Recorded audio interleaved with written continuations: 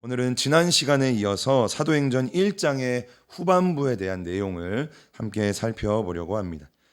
지난 시간 살펴봤던 1장의 전반부의 내용을 다시 한번 좀 살펴보면요. 예수님께서 제자들에게 마지막 유언의 메시지를 전달을 하십니다. 그 유언의 메시지가 무엇이었습니까? 제자들에게 예루살렘을 떠나지 말고, 그리고 무엇을 기다리라고 했죠? 아버지의 약속하신 것을 기다려라 라고 말씀을 하시죠. 그리고 그 성령 세례를 받게 되면 땅의 끝까지 이르는 예수님의 증인이 되는 삶을 살게 될 것이다 라고 예수님이 유언의 메시지를 이야기하십니다. 제자들은 예수님의 그 말씀에 따라서 마가의 다락방에 함께 모여서 전혀 기도에 힘쓰는 기도의 공동체가 되었다라는 것을 우리가 지난 시간 함께 살펴보았습니다. 오늘은 이제 그 이후의 이야기인 1장 후반부의 이야기를 함께 살펴보도록 할 텐데요. 이 1장 후반부의 내용은요, 가룟 유다를 향한 성경의 예언의 그러한 메시지가 조금 나오고, 그리고 이제 가룟 유다를 대신해서 새로 뽑힌 12번째 사도에 대한 이야기가 이제 1장 후반부의 내용입니다. 오늘도 이 사도행전 1장에 담겨져 있는 영적인 교훈을 우리가 함께 나누는 시간을 가지도록 하겠습니다. 오늘 말씀을 통해서 하나님이 우리에게 또한 나에게 말씀하시는 그 하나님의 음성을 듣는 귀한 시간 될 수 있기를 간절히 소망합니다. 첫 번째 우리가 함께 나눌 내용은요. 첫 번째는 주님의 뜻을 아는 방법에 대한 내용을 우리가 함께 살펴보려고 합니다. 15장의 말씀을 보면요, 마가의 다락방에는 약 120여 명의 성도가 함께 모여서 전혀 기도에 힘썼다라는 것을 우리가 지난 14절을 통해서 함께 살펴봤습니다. 그런데 그렇게 기도에 힘쓰는 기간을 이렇게 쭉 이렇게 지내고 있는데, 갑자기 그 12명의 사도 중에 수장 대표격인 이 베드로가 이렇게 성도들에게 이야기를 하는 것이죠. 16절 말씀인데요. 우리 함께 베드로가 무엇을 말씀했는지 한 번 더 읽어보도록 하겠습니다. 시작. 형제들아, 성령이 다윗의 입을 의탁하사 예수 잡는 자들을 지로한 유다를 가리켜 미리 말씀하신 성경이 응하였으니 마땅하도다. 아멘. 베드로가 성도들에게 이렇게 이야기를 하는 거예요. 120여 명 모여있는 그 성도들에게 베드로가 성령님께서 다윗의 입을 통해서 가룟 유다에 대해 미리 말씀하셨다라는 거예요. 그러한 어쩌면 뭐 예언의 말씀이랄까요. 미리 하나님께서 다윗의 입을 통해 이야기했고, 그 미리 얘기한 그 말씀이 오늘 이루어졌다라고 하는 거죠. 그 무엇이 이루어졌냐라는 것은 20절의 말씀을 통해 말을 하는데요. 우리 함께 20절 말씀도 한 번 더, 도대체 무슨 말씀이 이 가룟 유다에게 이루어졌는지 한번 읽어보겠습니다. 시작. 시편에 기록하였으되 그의 거처로 황폐하게 하시고 거기 거하는 자가 없게 하소서 하였고, 또 일렀으되 그 직분을 타인이 취하게 하소서 하였도다. 아멘. 베드로가 지금 두 가지의 성경을 인용을 하고 있는 거죠. 그리고 두 가지의 내용을 성도들에게 이야기를 하고 있습니다. 첫 번째 내용은 무엇이냐면요, 그의 거처를 황폐하게 하시고 그의 거처에 아무도 살지 않게 해달라. 그게 첫 번째 내용이고, 두 번째 내용은요, 그가 맡고 있는 그 직분을 다른 사람이 얻게 하소서라고 이야기를 하고 있는 것입니다. 첫 번째 내용은요, 시편 69편 25절 말씀을 인용을 하는 건데요. 거의 똑같은 말씀입니다. 한번 우리 25절 말씀도 한 번 더 읽어보겠습니다. 시작. 저희 거처로 황폐하게 하시며 그 장막에 거하는 자가 없게 하소서. 이게 시편 69편 25절의 말씀입니다. 다윗은요, 의인으로 빗대고 있는 그 의인을 대적하고 공격하는 자가 이러한 심판과 이러한 마지막 때의 모습을 당하기를 하나님께 지금 기도하고 있는 거예요. 여기서 말하는 의인은 자신을 말하는 거죠. 그러니까 자신을 공격하고 자신을 대적하는 그 대적자들이 어떻게 되기를 원한다? 그들의 거처가 황폐해지고 그들의 장막에 거하는 자가 없게 하소서라고 하나님께 지금 간청을 하고 있는 그러한 내용이 첫 번째의 내용입니다. 그런데 이 말씀이 지금 가룟 유다에게 이루어졌다라는 거예요. 가룟 유다는 어떠한 사람입니까? 의인이신 예수님을 대적하고 그 예수님을 팔아버린 사람인 것이죠. 그래서 그 가룟 유다가 어떤 심판을 받았습니까? 그의 거처가 황폐하게 되고 그의 거처로 아무도 살게 하지 않았다라는 것을 그 가룟 유다에게 시련이 되었다라는 것입니다. 그리고 두 번째 사도 바울이 그 베드로가 말했던 두 번째 내용은 시편 109편 8절의 말씀을 인용을 했습니다. 우리 함께 8절 말씀도 한 번 더 읽어보겠습니다. 시작. 그 연수를 단축해 하시며 그 직분을 타인이 취하게 하시며. 아멘. 다윗은 또한 시편 109편 말씀을 통해 자신에게 원수가 된 자들, 자신을 공격하는 그 사람들의 연수를, 그러니까 그들의 생명을 짧게 해달라라고 하나님께 청원을 하고 있고, 또한 그 원수가 맡고 있는 직무와 직분을 다른 사람이 취하게 해달라라는 것을 하나님께 기도를 하고 있는 것입니다. 그런데 오늘 이 사도행전 말씀에서 이 다윗의 간청, 이 다윗의 기도, 이 다윗의 시가 누구에게 실현이 된 것입니까? 가룟 유다에게 실현이 되었다라는 거예요. 그리고 베드로가 이 시편의 두 구절을 인용하면서 이 다윗의 말씀이 오늘 이 가룟 유다에게 이루어졌다라는 것을 이야기를 하고 있는 것이죠. 저는 오늘 이 베드로의 모습을 보면서요, 이 베드로가 굉장히 탁월하구나라는 것을 저는 이 말씀을 보면서 느끼게 되었습니다. 우리 성도님들 한번 생각해 보시기 바랍니다. 구약 성경은요, 그 내용이 굉장히 방대합니다. 우리가 가지고 있는 이 신구약 성경 전체를 보더라도요, 그 중에 4분의 3이 구약의 내용입니다. 신약은 4분의 1밖에 되지 않는 것이죠. 구약의 분량이 굉장히 많다라는 것입니다. 그런데 그렇게 많은 구약 성경의 내용 가운데 가룟 유다를 향한 이 예언의 말씀을 오늘 누가 깨달은 겁니까? 베드로가 깨달은 거예요. 베드로가 이해한 거예요. 이 다윗의 간청이 이 1000년이 지난 가룟 유다를 향한 말씀이구나. 성령께서 다윗에게 그것을 예언하게 하셨구나라는 것을 베드로가 깨닫게 되었다라는 것이죠. 그것은 아무나 깨달을 수 있었을까요? 아니죠. 먼저는요, 이 구약 성경이 머릿속에 있어야 깨달을 수가 있는 것입니다. 아무것도 성경에 대해 아무런 지식도 없는데 갑자기 시편 109편 막 이렇게 떠오르지 않는다라는 것이, 베드로가 그 머릿속에 하나님의 말씀이 있었다라는 거죠. 그런데 이 베드로의 원래 직업이 무엇일까요? 성경 박사였을까요? 랍비였을까요? 그러지 않죠. 어부였었습니다. 어부는 그 당시에 무슨 직종이었냐면요, 태어날 때부터 그물만 깃는 사람이에요. 태어날 때부터 물질을 하는 그러한 어부의 일을 감당하는 사람이다라는 거죠. 그리고 그 당시 갈릴리의 어부는요, 사람들에게 굉장히 무시받는 직업이 이 갈릴리의 어부였다라는 것이죠. 그런데 어떻게 그런 베드로가 이처럼 하나님의 뜻을 정확하게 헤아리고 하나님의 마음에 딱 맞는 그 말씀을 깨달을 수 있었느냐? 어떻게 이 많은 구약 성경 중에 그 가룟 유다를 향한 하나님의 마음을 정확하게 이해할 수 있었냐라는 그러한 마음이 제 안에 들었습니다. 우리는 지난 몇 번의 설교 가운데 우리가 하나님의 마음에 합한 사람이 되자라는 것을 제가 몇 차례나 우리 성도님들에게 이야기를 했습니다. 우리가 어떻게 하면 하나님의 마음을 시원하게 해드릴 수 있는 자가 될 수 있을까?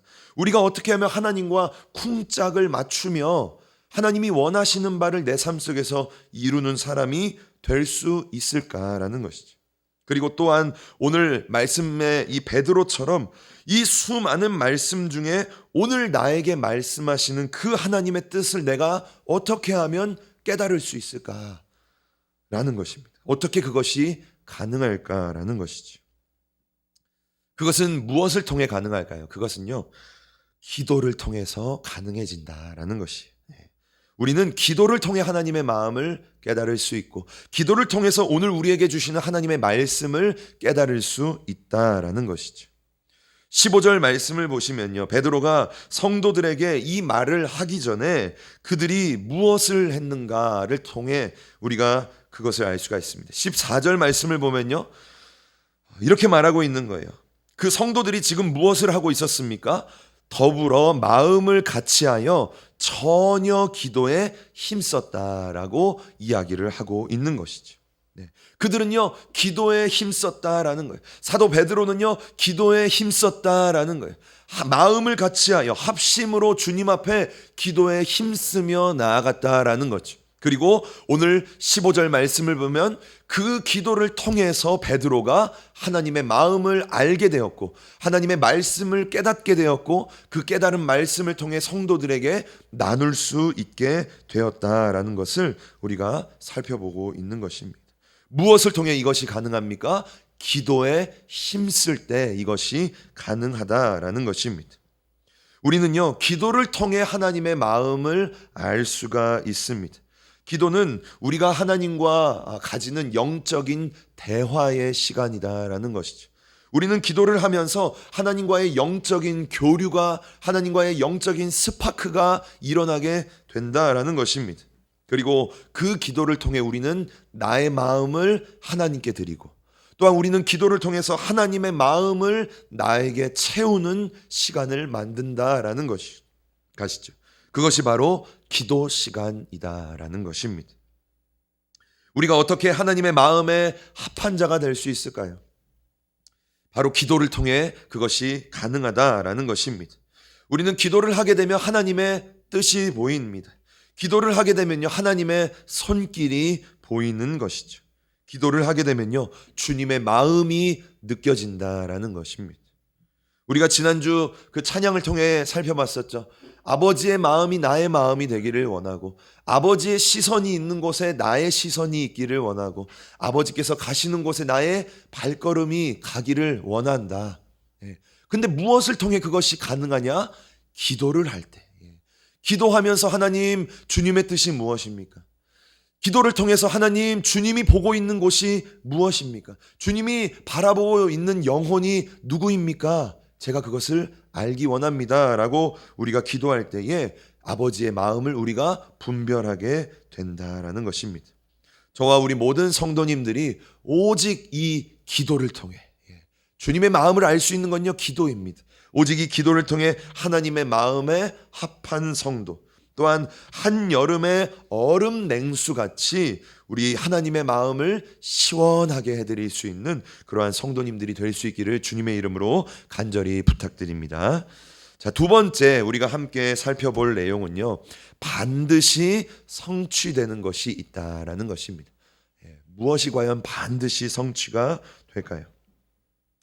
방금 말씀드렸지만 이 베드로는요, 기도를 하면서 기도 가운데 이 가룟 유다를 향해 미리 말씀하신 이 하나님의 말씀이 깨달아졌습니다. 사도 베드로가 열심히 기도하고 있는데 다윗의 그 시가 오늘 이 가룟 유다에게 성취되었구나라는 깨달음이 순간적으로 이해하게 된 것이죠. 이 다윗의 시는요, 거의 그 시대 사도행전으로부터 시작해서 1000년 전에 기록되어진 말씀입니다. 성령의 감동에 의해 쓰여진 시인 것이죠. 그런데 그 다윗의 말씀이요, 오늘 1000년이 지난 이 사도행전의 때에 이루어지게 되었다라는 것이죠. 베드로는 오늘 두 가지의 이야기를 했다라고 말했습니다. 20절 말씀을 보면 먼저는 그의 거처가 황폐하게 해달라라고 이야기를 했고요. 두 번째는 또한 그의 직분을 다른 사람이 얻게 해달라라고 이야기를 했습니다. 자, 근데 그것이 어떻게 그러면 성취가 되었을까? 우리가 말씀을 통해 한번 살펴보겠습니다. 먼저 그의 거처가 황폐하게 해달라라는 것은요, 오늘 사도행전 1장 18절과 19절의 말씀을 보면 알 수가 있는데요, 우리 함께 18절 19절 말씀을 한 목소리로 읽어보겠습니다. 시작. 이 사람이 불의의 삭스로 밭을 사고 후에 몸이 곤두박질하여 배가 터져 창자가 다 흘러나온지라. 이 일이 예루살렘에 사는 모든 사람에게 알게 되어 본 방언에 그 밭을 이르되 아겔다마라 하니 이는 피밭이라는 뜻이라. 아멘. 우리가 다 알고 있죠. 가룟 유다가 예수님을 판 돈 그 은 30을 가지고요, 토기장이의 밭을 구입하게 됩니다. 18절 말씀을 보면 그 가룟 유다가 밭을 불의의 삭스로 그 은 30으로 밭을 구입했다라고 이야기를 합니다. 그리고 안타깝게도 이 가룟 유다는 그 자기가 구입한 그 밭에서 자살을 하게 됩니다. 자결을 하게 됩니다. 그리고 그 사건은요, 그 가룟 유다가 죽게 된 그 사건은 예루살렘의 모든 사람에게 다 퍼지게 됩니다. 그리고 예루살렘의 모든 사람은 그 토기장이의 밭, 그 가룟 유다의 밭을 무엇이라고 부르냐면 히브리 말로 아겔다마라라고 이야기합니다. 이 아겔다마의 뜻은요, 피밭이라는 뜻인 것이죠. 그리고 아무도 그곳에 가지 않고 아무도 그곳에 얼씬하지 않는 그 땅은 저주받은 땅이 되게 되는 것입니다. 오늘 이 말씀의 예언처럼, 이 다윗의 말씀의 예언처럼요, 그 가룟 유다의 밭은요 황폐하게 되었다라는 거예요. 그리고 아무도 살지 않는 땅이 되었습니다. 나중에 이 아겔다마의 땅은요 나그네의 무덤, 외국인의 무덤이 되었다라는 것을 우리가 알 수가 있는 겁니다. 이렇게 첫 번째 그 내용이 성취가 된 것이죠. 자, 그리고 두 번째 다윗이 이야기했던 이 두 번째 내용은 무엇입니까? 그의 직분을 타인이 취하게 해달라라는 그러한 내용이 있습니다. 그것은 언제 성취되었습니까? 오늘 이 사도행전 1장 말씀에서 성취가 된 것이죠. 베드로가 모여있는 성도들에게 이렇게 이야기를 합니다. 예수님으로부터 시작해서 예수님이 세례를 받으실 그때로부터 예수님이 부활 승천하시는 그때까지 항상 함께 행했던 자들 중에 우리가 사도를 뽑자라고 베드로가 이야기를 합니다. 제가 보기에는 아마 이 12명의 제자 외에도 예수님의 공생의 3년 동안 항상 예수님과 함께 다녔던 사람들이 아마 더 많이 있었던 것 같아요. 딱 12명만 예수님을 그 3년 동안 꼭 쫓아다녔던 것이 아니라 더 많은 사람들이 예수님을 그 3년 동안 쫓아다녔던 것 같습니다. 근데 사도 베드로가 오늘 그들 중에 우리가 사도 한 명을 더 뽑자라고 이야기를 하는 것이죠. 그렇게 그러면 누구를 사도로 세워야 될까? 사람들이 많이 고민하고 또 기도하는 가운데 2명의 사람을 선출을 하게 됩니다. 23절의 말씀인데요, 우리 함께 23절 읽어보겠습니다. 시작. 저희가 두 사람을 쳐나니 하나는 바사바라고도 하고 별명은 유수도라고 하는 요셉이요, 하나는 마띠아라. 아멘. 두 사람을 뽑았습니다. 한 명은 요셉이고요, 한 명은 마띠아였습니다. 이 요셉이라는 사람은요 바사바라고도 하고 유수도라는 아주 다양한 별명과 이름을 가지고 있었습니다. 이 바사바라는 것은요 안식의 아들이다라는 뜻이래요. 안식의 아들. 그래서 사람들은요 이 신약자들은 아마 이 요셉이라는 사람이 안식일 날 태어나서 이 아들은 안식의 아들이다라는 그러한 별명이 붙었을 것이다라고 이야기하기도 하고요. 그리고 그러면 유수도라는 별명은 무엇이냐? 유수도라는 건요 로마식 이름이 유수도라는 것이죠. 그래서 이 유수도라는 뜻은 정의라는 그러한 뜻을 가지고 있습니다. 우리가 로마 식민지에 한국 이름도 있지만 일본 이름도 있었던 것처럼 이 당시에는 그렇게 두 가지의 이름을 가지고 있었던 거죠. 자, 첫 번째는 요셉이라는 사람이 이제 선출이 되었고, 두 번째 선출된 사람은 마띠아라는 사람입니다. 이 마띠아라는 사람의 이름의 뜻은요 여호와의 선물이다라는 그러한 뜻이 담겨져 있습니다. 그런데 안타깝게도 성경의 기록을 보면요 이 마띠아가 여기에만 등장하고 그 이후에는 찾을 수가 없습니다. 사도가 되었는데도 불구하고 그 내용을 알 수가 없습니다.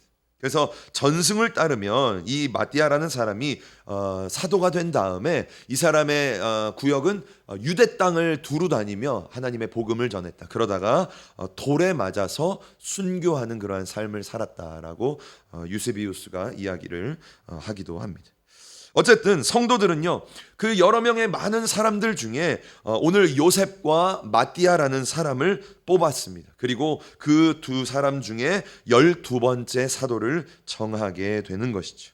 그래서 이것을 통해서 오늘 이 다윗의 시편의 두 번째 내용, 그 직분을 타인이 취하게 해달라라는 그 예언의 말씀이 오늘 이 사도행전 1장에서 이루어지게 되었다. 성취가 되었다라는 것을 우리가 알 수 있습니다. 자, 이처럼요, 하나님의 말씀, 하나님의 약속은요, 반드시 성취가 된다라는 것을 우리가 함께 나누려 합니다. 이사야 40장 8절 말씀을 보면 이렇게 말하죠. 우리 함께 8절 말씀 읽어보겠습니다. 시작. 풀은 마르고 꽃은 시드나 우리 하나님의 말씀은 영원히 서리라 하라. 아멘. 모든 만물은요, 시간이 변하면서 다 변하게 되어 있습니다. 예. 독불장군 같았던 그 사람도요, 나이가 들고 시간이 흐르면요, 변하게 되어 있다라는 거예요. 모든 만물은 변하게 되어 있습니다. 그런데 무엇은 변하지 않습니까? 우리 하나님의 말씀은요, 영원히 변하지 않는다라는 거예요. 이 하나님의 말씀은요, 시간을 초월하는 말씀이다라는 것이죠. 그리고 그 말씀은요, 우리가 눈으로 보기에, 우리의 시간으로 바라보기에는 더디 이루어지는 것처럼 보이지만 그렇지 않습니까? 오늘 말씀도요, 이 다윗의 말씀도 성취가 되기까지 몇 년이 걸렸습니까? 1000년의 시간이 걸렸어요. 예, 우리의 시선으로 보기에 하나님의 말씀이 때로는 더디 이루어지는 것처럼 보입니다. 그렇지만 우리는 무엇을 알 수 있습니까? 하나님의 말씀은요, 반드시 이루어진다라는 것을 우리가 알 수가 있는 것이죠. 하나님이 아브라함에게 하셨던 그 약속의 말씀도, 하나님이 요셉에게 주셨던 그 비전의 말씀도, 하나님이 모세에게 하셨던 그 약속의 말씀, 그리고 성경에 나오는 수많은 그 믿음의 선배들에게 하신 모든 말씀도요, 단 하나도 빠짐없이 다 성취가 되었다라는 것을 우리가 성경을 보면 너무나 잘 알 수가 있다라는 것입니다. 그렇기 때문에 우리는 어떤 사람이 복된 사람이다라고 할 수가 있습니까? 하나님이 나에게 주신 그 약속의 말씀, 그것을요, 끝까지 붙드는 사람이 복 있는 사람이다라는 것을 우리가 알 수 있다라는 것이죠.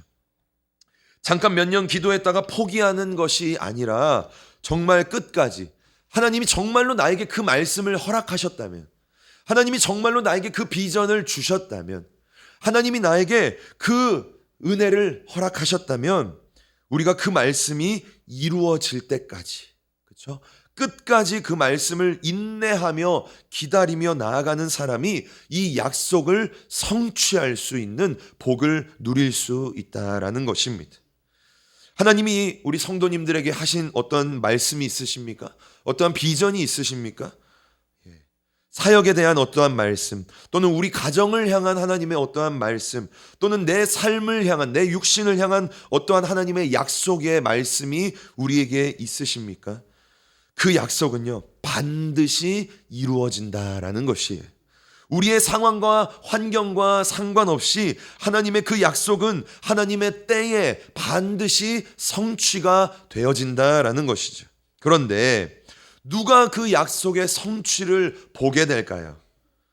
인내하는 사람이 그 약속의 성취를 보게 된다라는 거예요. 끝까지 믿는 사람이 하나님의 그 약속의 성취를 보게 된다라는 것이죠. 묵묵히 기도하며 기다리는 사람이 하나님의 그 약속의 성취를 보게 된다라는 것입니다. 하나님이 우리 성도님들에게 하신 어떠한 약속의 말씀이 있으십니까? 저와 우리 성도님들이 그 약속의 성취를 경험하게 되기를 간절히 소망합니다. 그러기 위해서는 우리가 인내하고, 그러기 위해서는 우리가 기다리고, 우리가 그러기 위해서는 끝까지 믿을 수 있는 그러한 은혜가 있어야 할 것입니다. 그러한 하나님의 역사를 우리 사랑하는 성도님들이 경험하실 수 있기를 주님의 이름으로 간절히 축복합니다.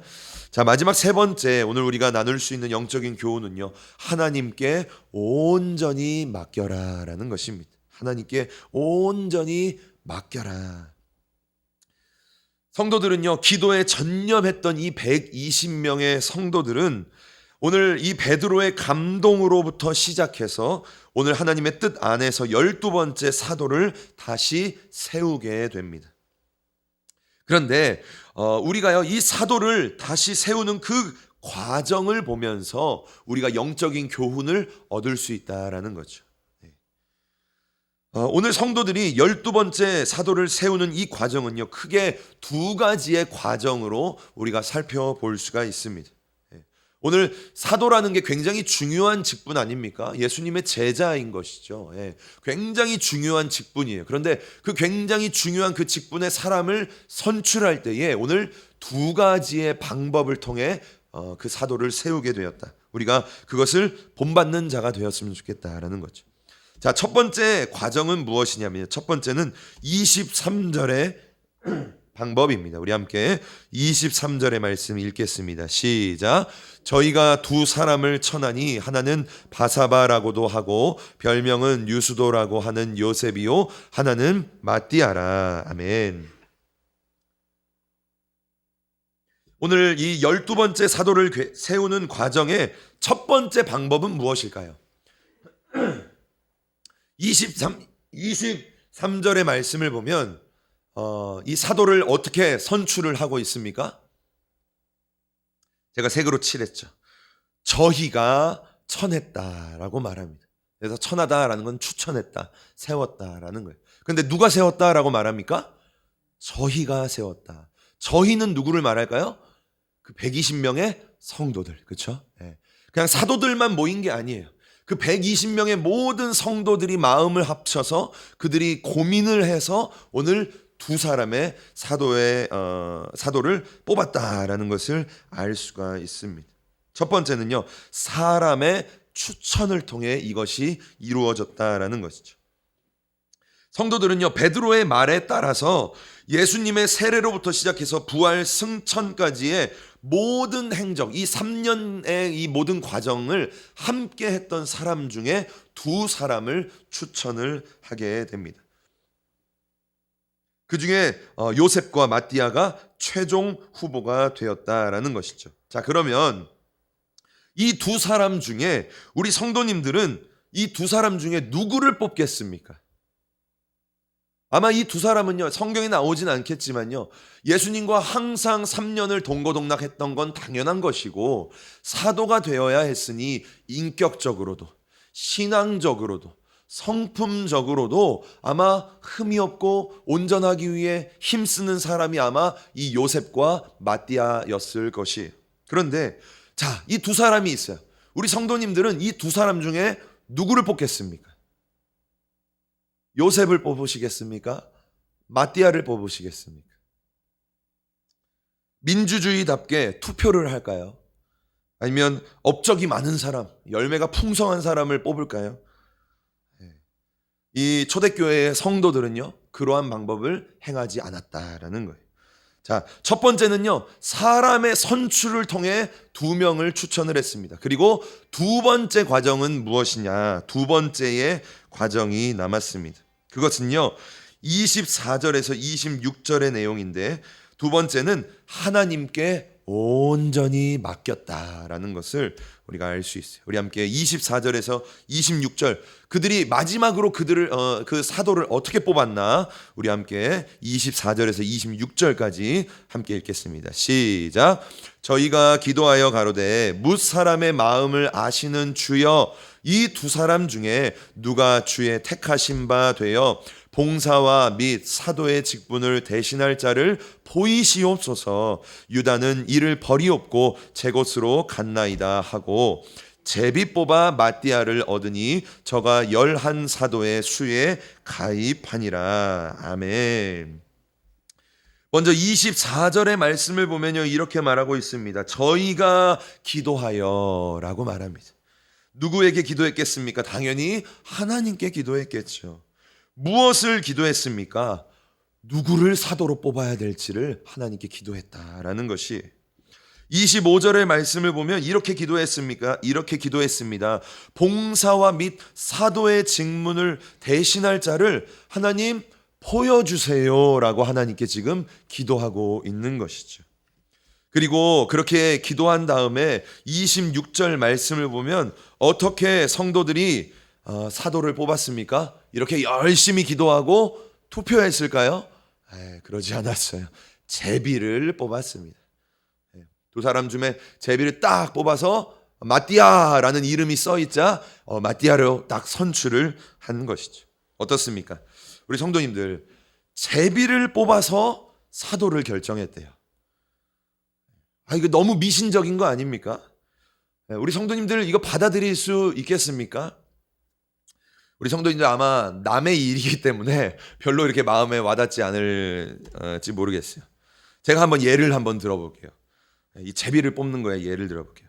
만약에 우리의 교회에 담임 목사님을 세웁니다. 이러면 좀 심각해지죠? 담임 목사님을 세우는 거예요.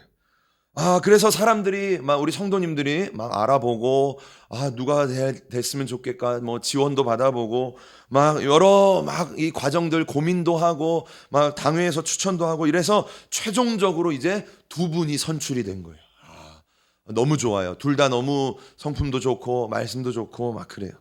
그런데 그 마지막을요, 하나님께 열심히 기도하고 제비 뽑기를 통해서 결정할 수 있을까라는 것이죠.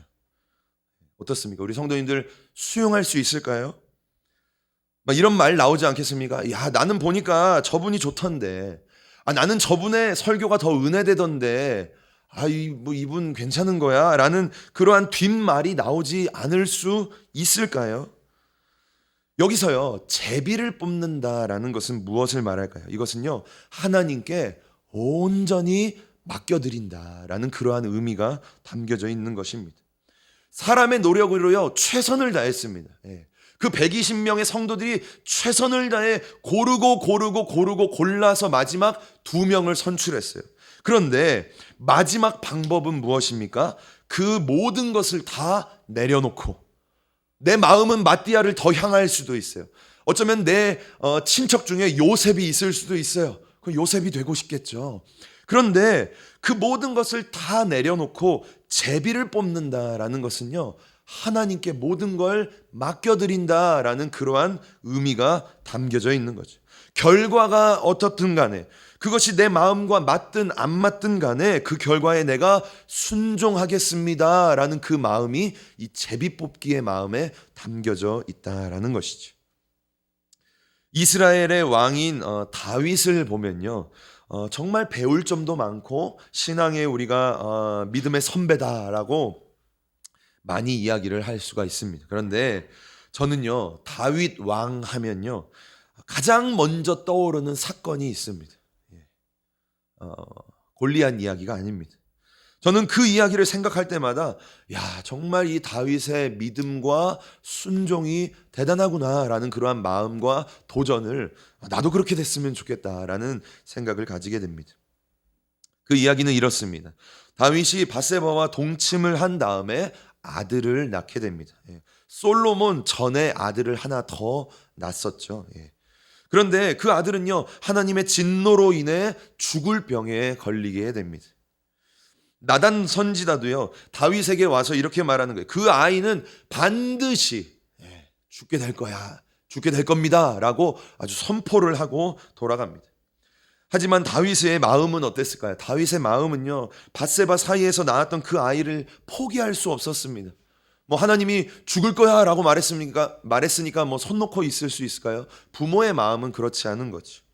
다윗은 간절하게 그 아이를 살리기 위해서 기도했습니다.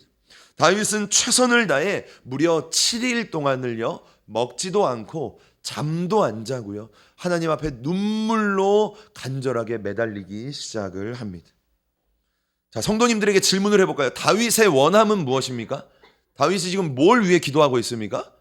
아들을 살려달라라는 거예요. 다른 거 없습니다. 내가 이 밧세바 사이에서 낳은 이 갓난아기, 하나님 제발 살려주세요 라고 지금 기도하고 있는 것이지. 그런데 우리가 다 알고 있는 것처럼 그 아이가 어떻게 되었을까요? 결국 죽었습니다. 그런데 여기서 놀라운 건요, 다윗의 반응이다라는 거예요. 다윗의 반응이 놀랍습니다. 신하들은요, 왕이 너무나 낙심할까봐 그 아이의 죽음을 참아 말하지 못했습니다.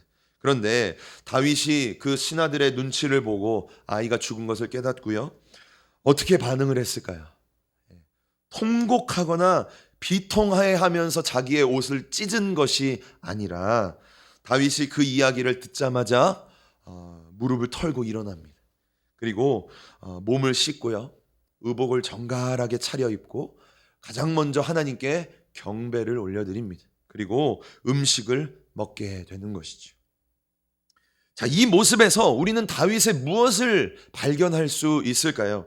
오늘 이 말씀의 흐름상으로 보면 다윗의 무엇을 볼 수 있습니까? 다윗이 하나님께 모든 것을 온전히 맡겨버리는 그 다윗의 태도, 하나님에 대한 온전한 순종의 모습을 우리가 발견할 수 있다라는 것이죠.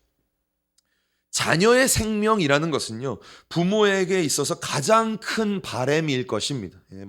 돈 문제, 환경 문제, 이거와 비교할 수 없는 것이 내 자녀의 목숨의 문제 아니겠습니까? 그런데 게다가 장성한 그러한 자녀가 아니라 지금 갓 태어난 그 아이란 말이에요. 부모의 마음이 어떻겠습니까? 다윗의 마음이 어땠을까요? 다윗도요, 그러한 안타까운 마음이 있었기 때문에 7일 동안 먹지도 않고 잠자지도 않고 눈물로 하나님께 매달렸다라는 것이죠. 그런데 하나님이 결국 그것을 허락하지 않았을 때, 그렇죠? 우리가 간절하게 기도할 때가 있지 않습니까? 하나님, 정말 이것만 좀 들어주세요. 다른 건 제가 바라지도 않아요. 이것만 제발 하는 게 있을 수 있지 않습니까? 그런데 하나님이 그것을 들어주시지 않았을 때, 보란 듯이 그 기도를 거절하셨을 때, 산산이 조각 내셨을 때, 그 앞에 우리가 아멘으로 순종할 수 있겠느냐라는 것이지. 모든 것을 하나님께 맡겨드릴 수 있겠느냐라는 것입니다. 저는 우리 행복한 교회가, 또 더 나아가 저를 비롯한 모든 믿는 우리 성도님들에게 이러한 모습이 필요하다라고 생각이 듭니다. 오늘 사도행전의 이 성도들은요, 자신의 최선을 다해 두 사람을 최종적으로 선발을 했습니다. 그리고 나서 그 모든 노력을 이제 다 하나님 앞에 내려놓고 모든 것을 하나님께 맡겨드리면서 이제 제비를 뽑게 되었다라는 거죠. 그 제비로 마지막 사도를 뽑았다라는 것입니다. 그리고 오늘 말씀의 마지막을 보면요, 그 마지막이요, 너무 간단하게 끝납니다. 26절 말씀을 우리 함께 읽어보겠습니다. 시작. 제비 뽑아 마띠아를 얻으니 저가 11사도의 수에 가입하니라. 아멘. 제가 아까 비유로 말한 것처럼 만약에 큰 교회, 어떤 교회의 담임 목사님을 이렇게 뽑았으면 어떻게 될까요? 제비 뽑아 누구를 얻으니 그 뒤에 뭐라고 말할까요? 교회가 분열되었더라, 교회가 수군수군거렸더라 라고 말하지 않겠습니까? 그런데 오늘 이 초대교회를 보면요, 너무 간단합니다. 아무런 잡음이 없습니다. 분열도 없습니다. 제비를 뽑아 마띠아를 얻으니 저가 11사도의 수에 가입했다. 끝. 그리고 그 다음에 이야기가 펼쳐지게 되는 것이죠. 어떻게 하면 이렇게 온전하게 하나님께 모든 것을 맡겨드리는 게 가능할 수 있을까요? 그것은요, 그들이 기도를 했기 때문이다. 무엇으로 이것이 가능할까? 기도할 때 이것이 가능했다. 다윗에게 그것이 어떻게 가능했습니까? 다윗이 7일 동안 기도했기 때문에 그것이 가능했다라는 것입니다. 기도하면요, 순종할 수 있습니다. 기도하면요, 하나님께 맡겨드릴 수가 있습니다. 성도들은요, 제비를 뽑기 전에 먼저 24절 말씀을 보면 이렇게 말합니다. 저희가 기도하여 라고 말합니다. 여기서 말하는 이 저희는 모든 성도들 120명을 말하는 거죠. 저희가 먼저 제비 뽑기 전에요, 마음을 합하여 기도했다라고 성경은 이야기를 하고 있는 것이죠. 모든 성도가 마음을 같이 하여 기도에 힘쓰며 하나님의 뜻을 구하니까 어떠한 결과가 나와도 순종할 수 있었다라고 성경이 우리에게 이야기를 하고 있는 것입니다. 오늘 우리는요, 이 모습을 본받아야 됩니다. 최선을 다해서 우리의 노력을 다 하되 그 중심에는요, 우리의 중심에는요, 하나님께 모든 것을 온전하게 맡길 수 있는 그 모습이 우리 안에 담겨져 있어야 된다라는 것이죠. 어쩌면 비록 그것이 내 마음과 맞지 않을지라도, 다윗과 같이 내 원함과는 전혀 다른 결과라 할지라도 우리가 그것을 순종할 수 있는 모습이 우리에게 있어야 된다. 그것이 무엇을 통해 가능한가? 기도를 통해 그것이 가능하다라는 것이 오늘 우리가 함께 나누고자 하는 마지막 메시지였습니다. 결론을 맺겠습니다. 주님의 뜻을 알 수 있는 방법은 무엇입니까? 기도를 통해 알 수 있다. 기도할 때에 베드로 가운데 주님의 뜻이 밝히 보여지는 것이 가능했다라는 것을 함께 나눴고요. 두 번째, 하나님의 그 약속의 말씀이 반드시 성취될 것인데 그 성취를 우리의 삶 가운데 어떻게 이룰 수가 있습니까? 기도를 통해 인내하며 나아갈 때에 하나님의 약속의 말씀이 반드시 성취된다. 마지막 세 번째, 어떠한 결과가 나올지라도 우리가 온전하게 하나님께 맡겨드릴 수 있는 방법이 무엇이냐? 그것은 기도를 통해 가능하다라는 것을 함께 살펴봤습니다. 지난주와 마찬가지로 이 초대교회 공동체는요, 기도로 시작된 공동체, 기도로 세워지는 공동체, 기도를 통해 마지막 부흥을 경험했던 공동체였습니다. 사랑하는 우리 모든 성도님들, 또한 우리 행복한 교회가 저는 이 기도를 통해 우리가 기도에 전혀 힘쓰며 기도를 통해 모든 것을 가능케 하는 그러한 공동체가 되었으면 좋겠습니다. 그러한 은혜가 저와 우리 모두에게 있기를 주님의 이름으로 간절히 축복합니다.